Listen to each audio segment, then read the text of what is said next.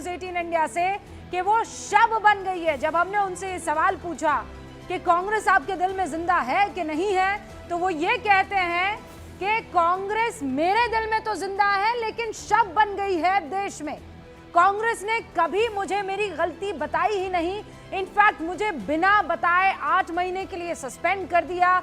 शिंदे साहब का नाम लेते हैं, कहते हैं चाबी देते हैं, रात के अंधेरे में मुझे वो उस दफ्तर में बुलाते हैं, जवाहर भवन शायद उसका जिक्र कर रहे थे मणिशंकर अय्यर, और कहते हैं कि जब तक हम ना कहे तब तक शो कॉज का आप जवाब नहीं देंगे।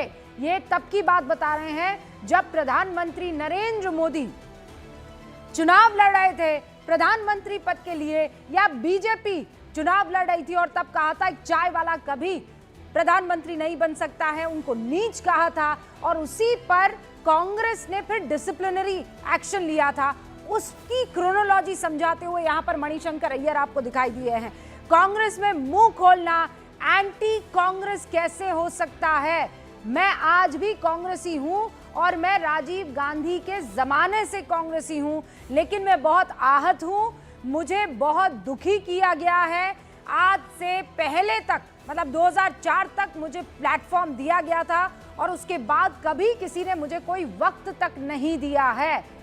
मैं राहुलवादी नहीं हूं, मैंने उनके पिता के साथ काम किया है और इनके अगल बगल जो काम करने वाले हैं उनके काम करने के तरीके से मैं इत्तेफाक नहीं रखता। जब इनसे ये पूछा गया कि आप इतने आहत क्यों हैं, तो उन्होंने कहा तो क्या करूं, फिर पूरा मेरी जिंदगी को मैंने कांग्रेस को समर्पित कर लिया और अब जो है कांग्रेस मुझे रुस्वा कर रही है। अरुण मेरे सहयोगी इस वक्त हमारे साथ जुड़ चुके हैं, जरा उनका रुख कर लेते हैं। अरुण, एक के बाद एक बड़े बयान यहां पर मणिशंकर अय्यर ने दिए हैं। इनफैक्ट ये भी बताया है कि कैसे कांग्रेस के 3 बड़े लीडर्स ने, वो शिंदे साहब का नाम ले रहे हैं, केसी वेणुगोपाल का, AK एंटनी का, उन्हें कहा कि वो जो नीच वाले बयान पर शो कॉज नोटिस दिया गया है उसको आगे नहीं बढ़ाया जाएगा, हम जब तक नहीं कहेंगे उसका रिस्पॉन्स आप नहीं देंगे। केसी वेणुगोपाल ने उनको गेट आउट तक कह दिया था।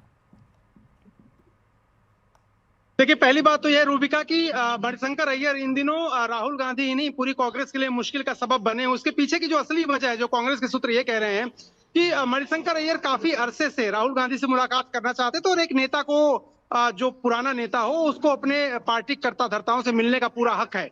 लेकिन कांग्रेस पार्टी के सूत्रों का यह कहना है कि चूंकि अब राज्यसभा का जो चुनाव है वो नजदीक आ रहा है, 9 सीटें कांग्रेस के खाते में, और राज्यसभा को लेकर के कई नेताओं की उत्सुकता है और उसको लेकर के वो मिलना चाहते थे राहुल गांधी से, और राहुल गांधी ने उनको मिलने का समय नहीं दिया।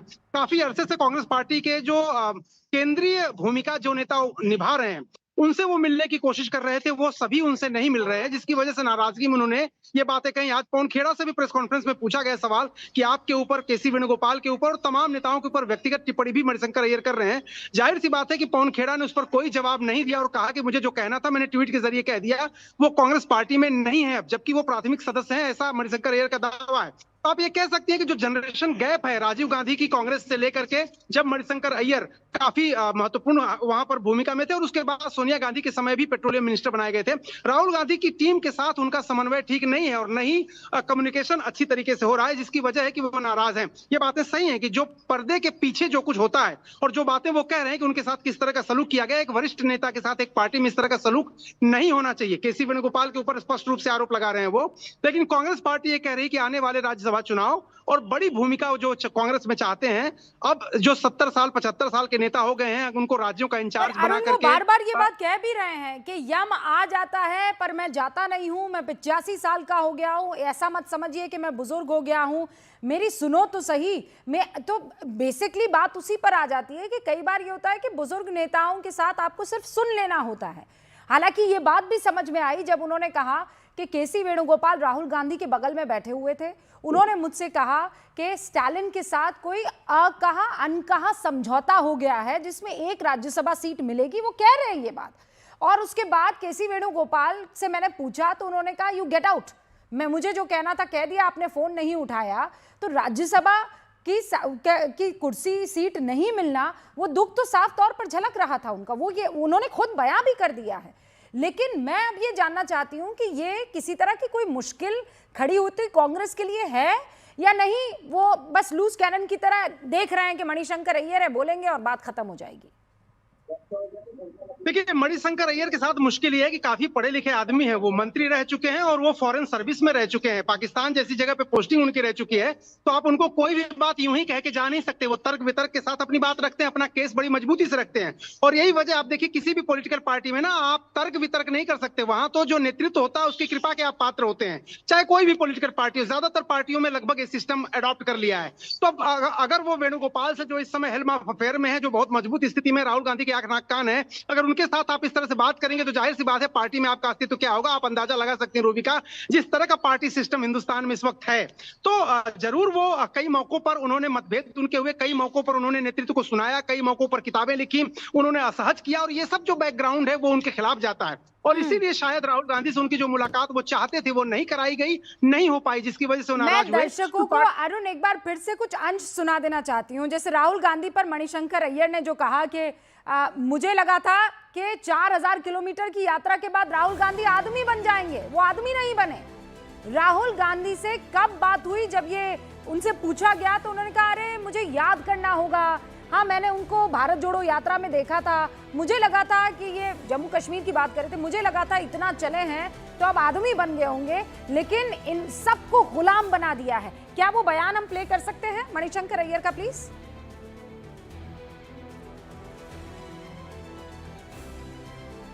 अभी जब हमने मणिशंकर अय्यर से बातचीत की एक्सक्लूसिव, तब उन्होंने ये कहा कि मतलब बोलने पर अगर आप कहते हैं कुछ तो कह देते हैं आपका हक नहीं है, सबके सब राहुलवादी बनना चाहते हैं, गुलाम बना दिया है। मुझे लगा था, मणिशंकर अय्यर कह रहे हैं कि भारत जोड़ो यात्रा के बाद राहुल गांधी आदमी बन जाएंगे। सुनिए।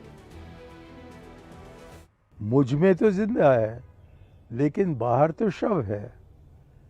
तो मेरे जैसे व्यक्ति जिससे कि कोई कांग्रेसिया नहीं जानता कांग्रेस का इतिहास, और जो कि गांधी जी का भक्त है, जो कि नेहरू जी का भक्त है, जो कि राजीव जी के साथ पले थे जबकि वो 6 साल उनके साथ रहे,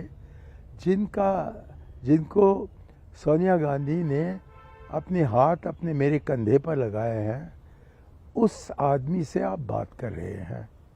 और मुझको लगता है कि हालांकि मैं बहुत बुढ़ा हो गया हूँ और मेरे कोई दांत नहीं रहे और सुनाई नहीं दे रही है, तब भी शायद मेरी आत्मा में कांग्रेस होने के कारण मैं कुछ लाभ दे सकता हूँ कांग्रेस को। और वो भी नहीं पूछा जाता है, मुझको ये नहीं बताया है कि मैंने क्या गलती की है। अब हिम्मत हो तो जो आपके जूनियर आदमी हैं मणिशंकर अय्यर, उनको तो कम से कम बुलाकर कहते कि आप पर हम ये दोष लगाते हैं, फलाने इल्ज़ाम लगाते हैं, लेकिन कोई बात ही नहीं करता। देखिए, ये दुख तो है कि कोई बात ही नहीं करता है, कोई सुनने को राजी नहीं है, कोई हमारी विजडम को, जैसा मणिशंकर अय्यर कह रहे हैं, हमारे एक्सपीरियंस को कोई सुनना ही नहीं चाहता है, कोई बात तो करे। मतलब ये विवशता अरुण साफ तौर पर दिखाई दे रही है। हालांकि वो बयान आपको अब से कुछ देर में हम सुनाएंगे। प्लीज जरा राहुल गांधी पर जो मणिशंकर अय्यर ने टिप्पणी की है वो स्क्रीन पर चलाइए, लेकिन उससे पहले अरुण सीधे तौर पर कह रहे हैं कोई सुनना ही नहीं चाहता है। रूबिका, मैं कहता हूं ये ना जनरेशन गैप है, और ये जनरेशन गैप आप दिग्विजय सिंह से बात करिए, आप शकील अहमद से बात करिए, आप अंबिका सोनी से बात करिए, आप जितने पूरा माखनलाल फोतेदार से बात करिए, अहमद पटेल तक से आप समझिए रूबिका, अहमद पटेल एक समय सोनिया गांधी के आंख नाक कान हुआ करते थे, सबसे ताकतवर। लेकिन ये जनरेशन गैप है क्योंकि अब वेणुगोपाल हैं वहां पर, वो दूसरी पीढ़ी के नेता हैं, और पुराने नेताओं के साथ जो उनका संपर्क है, समन्वय है, संवाद है, उन्हीं के जरिए राहुल गांधी से या फिर राहुल गांधी की टीम के जो लोग हैं वो मणिशंकर है जैसे लोग जो सोनिया गांधी घर में कभी भी जा सकते थे, कैबिनेट में हुआ करते थे, मनमोहन सिंह के जमाने में काफी उनकी पूछ होती थी, और राजीव गांधी उनको लाए थे, राजीव गांधी के जमाने के लीडर को और लीडर की मां को ये पता ही नहीं है कि मुझे सस्पेंड कर दिया गया। मैं जब कहता हूं सोनिया गांधी से कि मुझे यहां आए हुए 10 साल हो गए हैं, तो सिर्फ एक हाँ किया जाता है, और कोई ये नहीं जानता है कि मैंने कितना वक्त जो है कांग्रेस को दिया है। मोहसिन साहब भी हमारे साथ जुड़ चुके हैं, बीजेपी के बड़े नेता, उत्तर प्रदेश का बड़ा चेहरा। मोहसिन साहब, पहला रिएक्शन चाहती हूं। यहां मणिशंकर अय्यर साहब ये कह रहे हैं कि राहुल गांधी की जो बात सुनता है वही कांग्रेस में आज की तारीख में जिंदा रह सकता है, वरना आपकी कोई कद्र नहीं है। अब ये तो बेहतर वही लोग समझ सकते हैं जिनके साथ गुजर रही है, और अगर वो ये बात कह रहे हैं तो इस बात में बिल्कुल दम है।